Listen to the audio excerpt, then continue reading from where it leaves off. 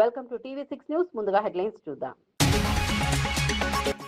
సాగునీటి ప్రాజెక్టుల గడువులపై సమీక్ష చేసిన చంద్రబాబు. పోలవరం పనులు గడువులోగా పూర్తి చేయాలన్న సీఎం.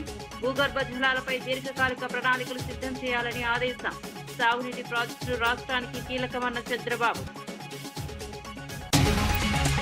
బస్తర్ అభివృద్ధికి ప్రత్యేక ప్రణాళికలు ప్రకటించిన అమిత్ షా. గుజరాత్ మోడల్ తో బస్తర్ అభివృద్ధి చేస్తామన్న అమిత్ షా.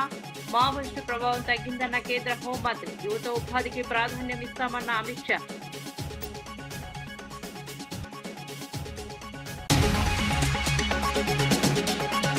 చంద్రబాబు వ్యాఖ్యలపై అంబటి రాంబాబు ఘాటు విమర్శ. పిల్లల అంశంపై చంద్రబాబు సలహాలు విడ్డూరమన్న అంబటి. పెట్రోల్ ధరలతో ప్రజలపై భారం మోపుతున్నారన్న ఆరోపణ. ప్రజా సమస్యలపై ప్రభుత్వం దృష్టి పెట్టాలని డిమాండ్. చర్లపల్లి తిరుచానూరు వీక్లీ రైలును ప్రారంభించిన కిషన్. తిరుమల భక్తులకు ఉపయోగపడనున్న కొత్త రైలు సేవలు. ప్రయాణికుల డిమాండ్లతో కొత్త రైలు ప్రారంభించిన రైల్వే శాఖ. ఆధునిక సౌకర్యాలతో కొత్త ఎక్స్ప్రెస్ రైలు అందుబాటులోకి.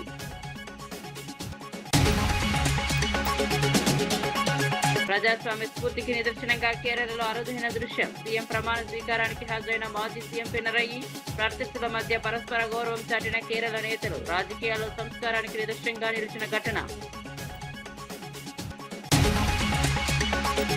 రాష్ట్రంలోని సాగునీటి ప్రాజెక్టుల పురోగతిపై ముఖ్యమంత్రి చంద్రబాబు నాయుడు సమీక్షా సమావేశం నిర్వహించారు. పోలవరం సహా వివిధ ప్రాజెక్టుల పనులు నిర్దేశిత గడువుల్లో పూర్తి కావాలని అధికారులను సూచించారు. ఇటీవల విడుదల చేసిన ఇరిగేషన్ క్యాలెండర్ ప్రకారం పనులు వేగవంతం చేయాలని ఆదేశించారు. సాగునీటి సంఘాలతో పాటు ప్రజల భాగస్వామ్యాన్ని పెంచేలా కార్యాచరణ చేపట్టాలని సూచించారు. భూగర్భ జలాలు సమర్థంగా వినియోగించుకునేందుకు స్వల్ప, మధ్య, దీర్ఘకాలిక ప్రణాళికలు రూపొందించాలని ఆదేశించారు. రాష్ట్ర అభివృద్ధికి సాగునీటి ప్రాజెక్టులు కీలకమని సీఎం పేర్కొన్నారు.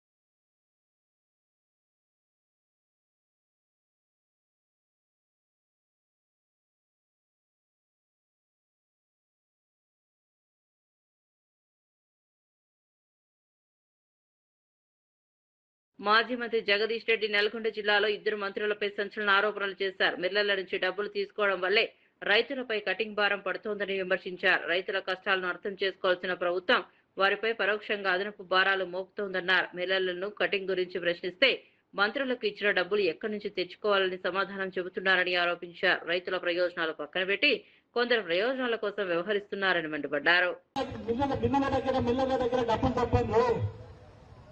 ఈ జిల్లా మంత్రులు ఇద్దరు మిల్లర్ల దగ్గర డబ్బులు దొప్పిండ్రు. దొప్పి రైతుల్ని గొర్రెలు కషాయానికి అప్పచెప్పినట్టు వాళ్ళకి అప్పచెప్పింది. వాళ్ళ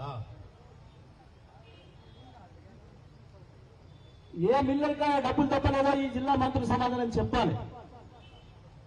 నేను ఉత్తానే మాట్లాడతలేను. ఇద్దరు మంత్రులు కూడా ఈ మాట నేను చెప్పడమే కాదు, మిల్లర్లే అంటున్నారు. రైతులు పోతే ఎట్లా చేస్తావా కటింగ్ అని అంటే మరి మేము మంత్రికి ఇచ్చే పైసలు ఆడికి రావాలి మాకు అంటున్నారు. మంత్రికి ఇచ్చే పైసలు మాకు అడిగి రావాలి, ఎట్లా వస్తాయి మాకు? మరి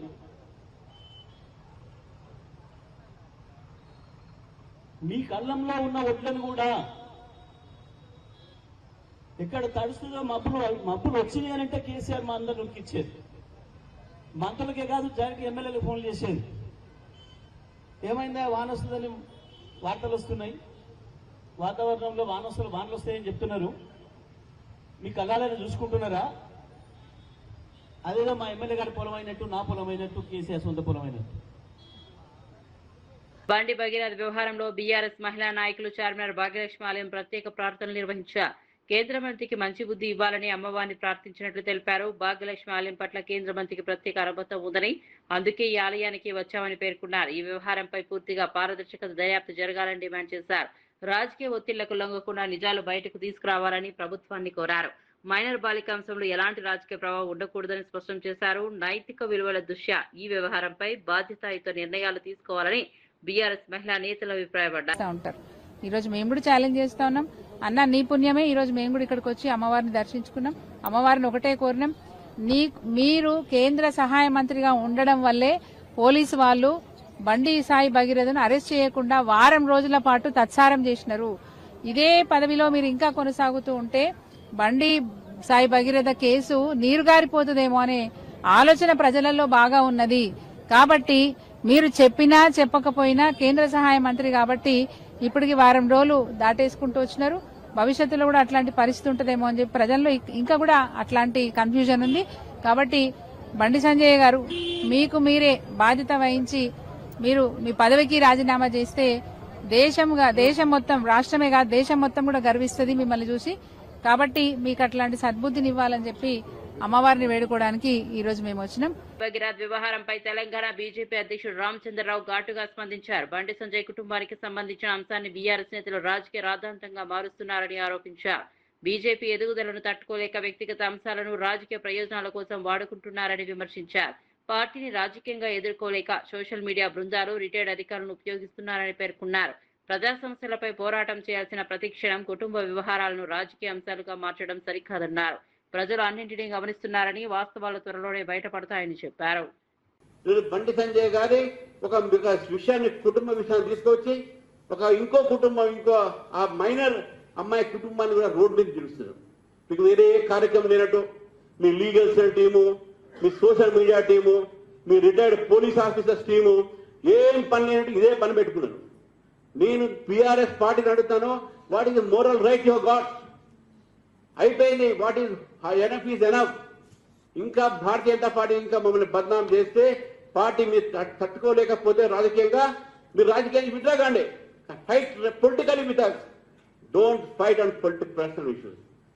మంత్రి కొండా సురేఖ ముఖ్యమంత్రి రేవంత్ రెడ్డిని మర్యాదపూర్వకంగా కలిసి సరస్వతి అంత్య పుష్కరాలకు ఆహ్వానించారు. జయశంకర్ భూపాలపల్లి జిల్లా కాళేశ్వరంలో మే 21 నుంచి జూన్ 1 వరకు జరగనున్న పుష్కరాల ఏర్పాట్లపై చర్చించినట్లు సమాచారం. భక్తులకు ఎలాంటి అసౌకర్యం కలగకుండా అన్ని శాఖల సమన్వయంతో పనిచేయాలని సూచించారు. ఈ కార్యక్రమంలో ఎంపీ వేం నరేందర్ రెడ్డి, దేవాదాయ శాఖ అధికారులు, ఆలయ అర్చకులు పాల్గొన్నారు.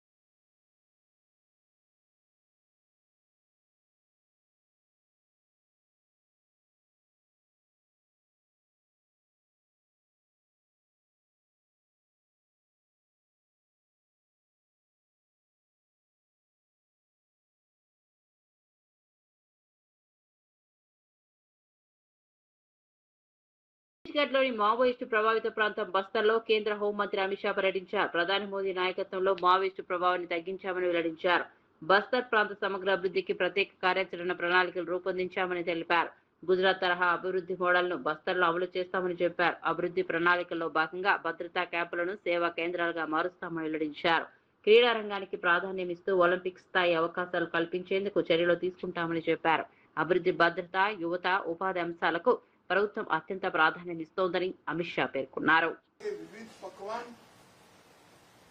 इसको विश्व प्रसिद्ध करने के लिए बस्तर पंडुम, ये दो कंसेप्ट हमने शुरू किए. जैसे मैंने डेयरी की बात करी, इसी तरह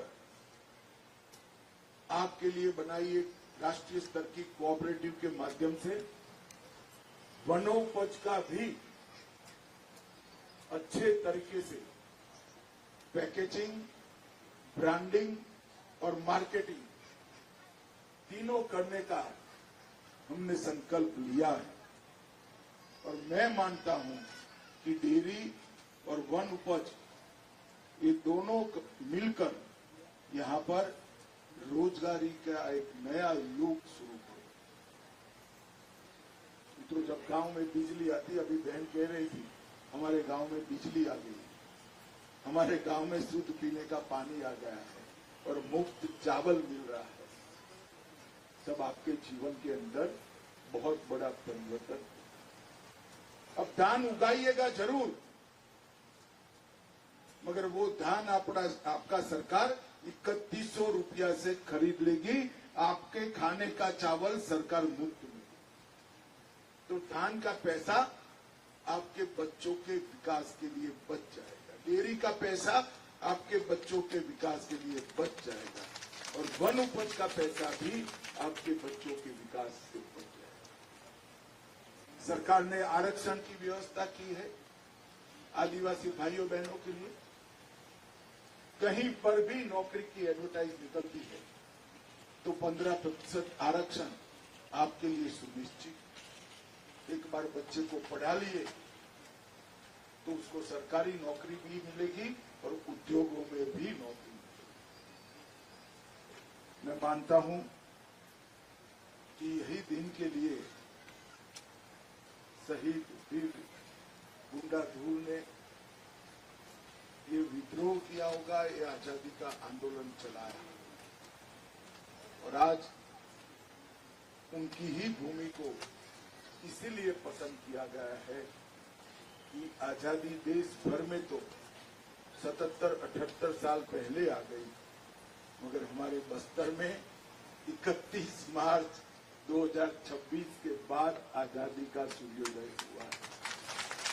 और मैं आज विश्वास दिलाकर चाहता हूं कि जो देरी हुई है उसका पूरा नुकसान हम बहुत जल्दी भरपाई करेंगे, और यहाँ के क्षेत्र के लोगों के विकास के लिए भारत सरकार और छत्तीसगढ़ सरकार कोई कसर नहीं छोड़ेगी। मेरा आप सबसे एक ही निवेदन, ढेर सारे लोग आए, अलग अलग प्रकार की बातें करें, विकास को रोकना कभी विकास को लाता नहीं। विकास को हम गति देंगे तो ही विकास का फायदा हम तक पहुंचेगा। ये बात हमें समझनी भी पड़ेगी और समझानी भी पड़ेगी।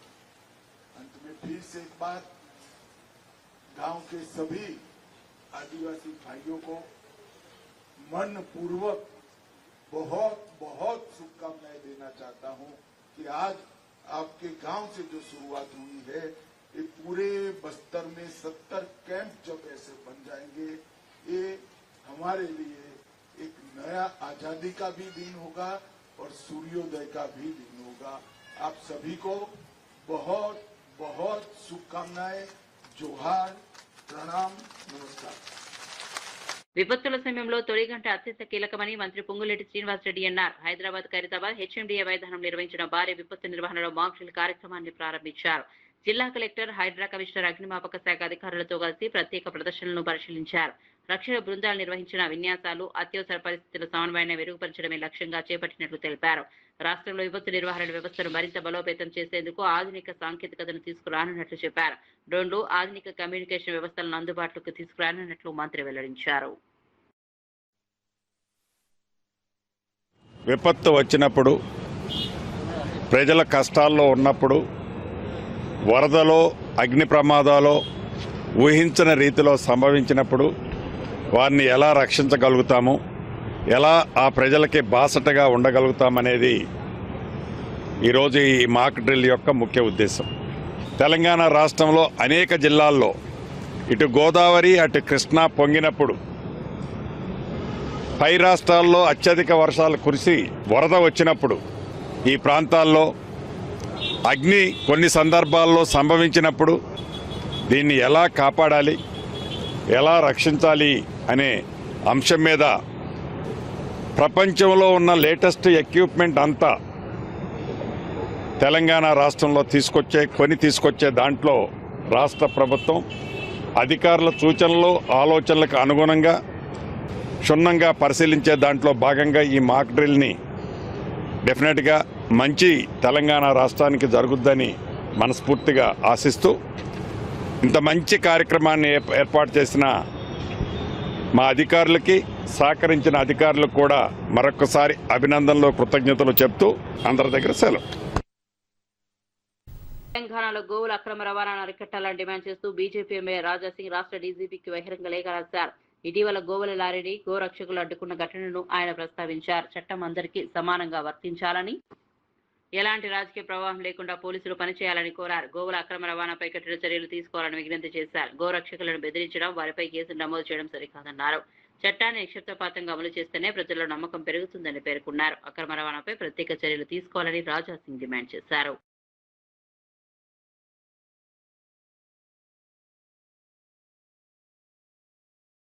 డీజీపీ గారికి ఒక లెటర్ రాసి పంపించినాం. ఆ లెటర్ లో ఏం రాసినామంటే, డీజీపీ గారు ఎంఐఎం ఎమ్మెల్యే గాని, ఎంఐఎం కార్పొరేటర్ గాని, ఎంఐఎం గుండెలు కార్యకర్తలు గాని మెహందీపట్నం కాకుండా వేరే ప్రాంతంలో అక్రమంగా గౌలని తరలిస్తున్నారు. సుప్రీంకోర్టు చట్టాన్ని కాపాడే పోలీసే ఎంఐఎం కి భయపడి కాలు వెనుక వేసుకుంటున్నారు. డీజీపీ గారు ఎందుకు తెలంగాణలో గౌరక్షకులకి మరియు మీ పోలీసోలు, మీ డీసీపీ లెవెల్ కానీ, మీ ఏసీపీ లెవెల్ కానీ, మీ కమిషనర్ లెవెల్ కానీ అందరు పిలిచి హిందూ గౌరక్షకులకి వార్నింగ్ ఇస్తున్నారు, బాండ్ ఓవర్ చేస్తున్నారు. ఇంకా ఏం చెప్తున్నారంటే, గౌరక్షక పేరు పైన రోడ్ పైన వస్తే జైలుకి పంపిస్తాం, రౌడీ షీట్ ఓపెన్ చేస్తామని ఈ విధంగా బెదిరిస్తున్నారు హిందువులకి. ఇంకా కొంతమంది హిందువులకైతే అక్రమంగా కేసులు పెట్టి మరియు జైలు కూడా పంపిస్తున్నారు. నుండి తిరుచానూరు మధ్య కొత్త వీక్లీ ఎక్స్ప్రెస్ రైలును కేంద్ర మంత్రి కిషన్ రెడ్డి ప్రారంభించారు. తెలుగు రాష్ట్రాల ప్రయాణికులకు, ముఖ్యంగా తిరుమల వెళ్లే భక్తులకు ఈ సేవలు ఎంతో ఉపయోగకరంగా ఉండనున్నాయని తెలిపారు. ప్రయాణికుల రద్దీ డిమాండ్లు దృష్టిలో పెట్టుకుని రైల్వే శాఖ ఈ రైలును ఆమోదం తెలిపిందన్నారు. కొత్త రైలు చర్లపల్లి, కాచిగూడ, మహబూబ్ నగర్, కర్నూలు, కడప, రేణిగుంట వంటి కీలక ప్రాంతాల్లో ఆగనుంది. ఆధునిక కోచ్లతో ప్రయాణికులకు మెరుగైన సౌకర్యాలు అందుబాటులో ఉంటాయని చెప్పారు.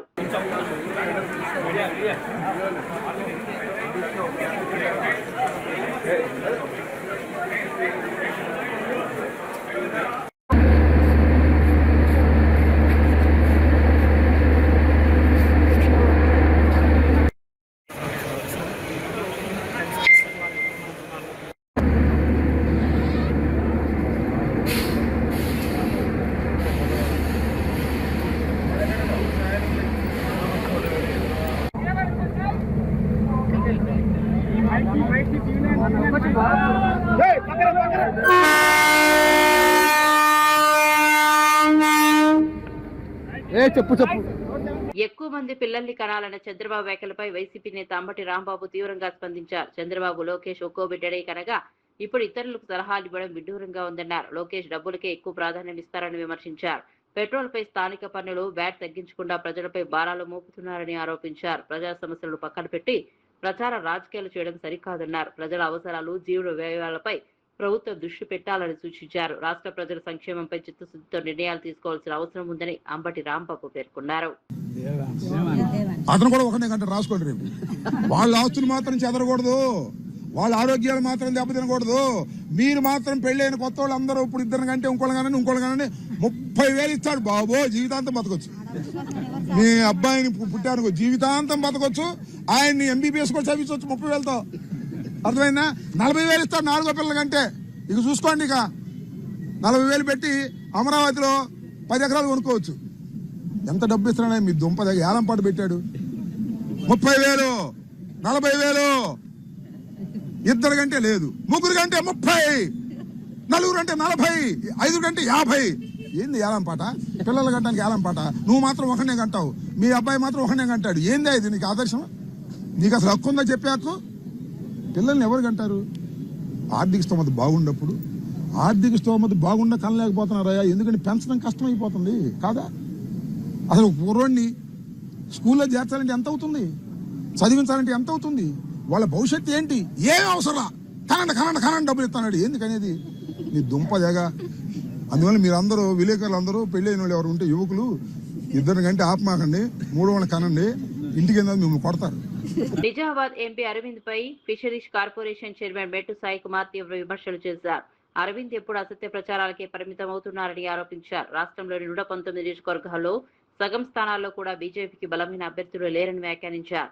తెలంగాణలో బీజేపీ అధికారంలోకి రావడం అసాధ్యమని స్పష్టం చేశారు. కాంగ్రెస్ పార్టీపై ముఖ్యమంత్రి రేవంత్ రెడ్డిపై అనవసర ఆరోపణలు చేయడం మానుకోవాలని సూచించారు. ప్రజల కోసం పనిచేసే ప్రభుత్వంపై విమర్శలు చేయడం కంటే నిర్మాణాత్మక రాజకీయాలు చేయాలని అన్నారు. కార్యకర్తలు కూడా ఎలాంటి వ్యాఖ్యలను సహించరని హెచ్చరించారు. వార్డు మెంబర్ కు ఉండవలసినటువంటి అర్హత కూడా నీకు లేదు. కాంగ్రెస్ పార్టీ గురించి మాట్లాడే అర్హత అసలే లేదు. దాదాపు సగంకి పైగా అసెంబ్లీలకు అభ్యర్థులు బీజేపీ పార్టీకే లేరు. అయినా కానీ మూతబరి మాటలు, చిల్లర వ్యవహారాలు, రాజకీయం గురించి మాట్లాడే బదులు, కాంగ్రెస్ పార్టీ గురించి మాట్లాడే బదులు కొంచెం ఒక చిన్న చెప్తున్నా, వచ్చే 10 సంవత్సరాలు ముఖ్యమంత్రిగా యనుమల రేవంత్ రెడ్డి గారే ఉంటారు. కాంగ్రెస్ పార్టీ తెలంగాణలో అధికారంలో ఉంటుంది. ఈ విషయాన్ని మీరు మర్చిపోకండి. మర్చిపోయిన ప్రతిసారి మేము గుర్తు చేస్తూనే ఉంటాం. బీజేపీ గురించి చెప్పాలంటే బీజేపీ పార్టీలో ఉన్న 8 మంది ఎమ్మెల్యేలు, 16 మంది గ్రూపులు, ఇక వీరే అధికారంలో మాట్లాడుతూ ఉంటారు. చిల్లర మాటలు, చిల్లర వ్యవహారాలు, చిల్లర రాజకీయాలు, చిల్లర మాటలు మాట్లాడే ధర్మపురి అరవింద్ గారు మీ నెత్తిపైన బొచ్చు రావడం ఎంత అబద్ధమో బీజేపీ కూడా తెలంగాణ రావడం కూడా అంతే అబద్ధం. కాబట్టి రాజకీయం ఎట్లా మాట్లాడాలో, ఏ విధంగా చేయాలో వచ్చి నేర్చుకోండి. నేర్చుకోకపోతే మీ యొక్క కుటుంబాన్ని అడగండి. కాంగ్రెస్ పార్టీ గురించి స్పష్టంగా చెప్తారు. ఎందుకంటే కాంగ్రెస్ పార్టీ యొక్క వ్యవస్థకు పూర్తి అనుసంధానం ధర్మపురి కుటుంబం. కాబట్టి మీ అన్నగారిని అడగండి, మీ కుటుంబ సభ్యులు అడగండి. కాంగ్రెస్ పార్టీ యొక్క వ్యవస్థ స్పష్టంగా మీకు తెలుస్తుంది.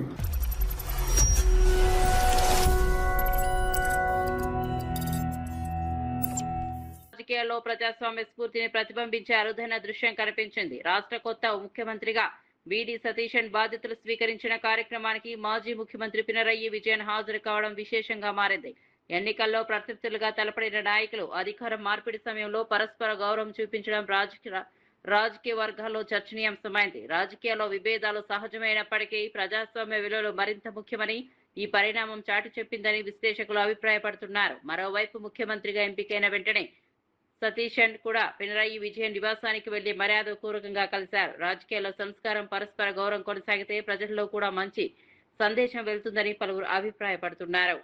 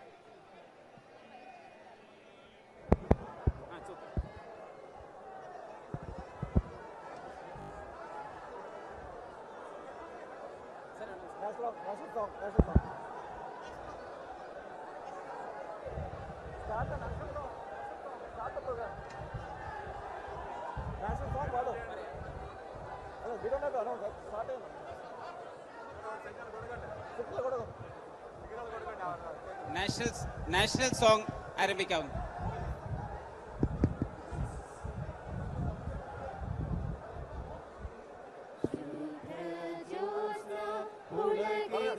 బులెటిన్ ముగించే ముందు హెడ్లైన్స్ మరోసారి చూద్దాం. సాగునీటి ప్రాజెక్టుల గడువులపై సమీక్ష చేసిన చంద్రబాబు, పోలవరం పనులు గడువులోగా పూర్తి చేయాలన్న సీఎం, భూగర్భ జలాలపై దీర్ఘకాలిక ప్రణాళికలు సిద్ధం చేయాలని ఆదేశం. సాగునీటి ప్రాజెక్టులు రాష్ట్రానికి కీలకమన్న చంద్రబాబు. బస్తర్ అభివృద్ధికి ప్రత్యేక ప్రణాళికలు ప్రకటించిన అమిత్ షా. గుజరాత్ మోడల్ తో బస్తర్ అభివృద్ధి చేస్తామన్న అమిత్ షా. మావోయిస్టు ప్రభావం తగ్గిందన్న కేంద్ర హోంమంత్రి. యువత ఉపాధికి ప్రాధాన్యం ఇస్తామన్న అమిత్ షా.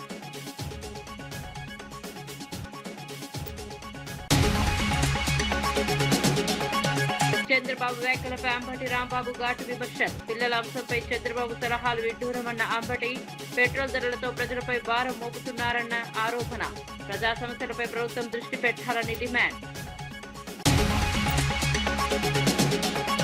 చర్లపల్లి తిరుచానూరు వీక్లీ రైలును ప్రారంభించిన కిషన్. తిరుమల భక్తులకు ఉపయోగపడనున్న కొత్త రైలు సేవలు. ప్రయాణికుల డిమాండ్లతో కొత్త రైలు ప్రారంభించిన రైల్వే శాఖ. ఆధునిక సౌకర్యాలతో కొత్త ఎక్స్ప్రెస్ రైలు అందుబాటులోకి.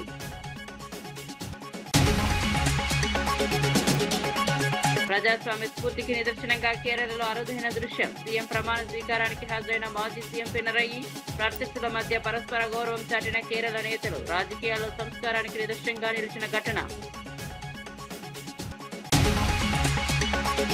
మరిన్ని అప్డేట్స్ కోసం చూస్తూనే ఉండండి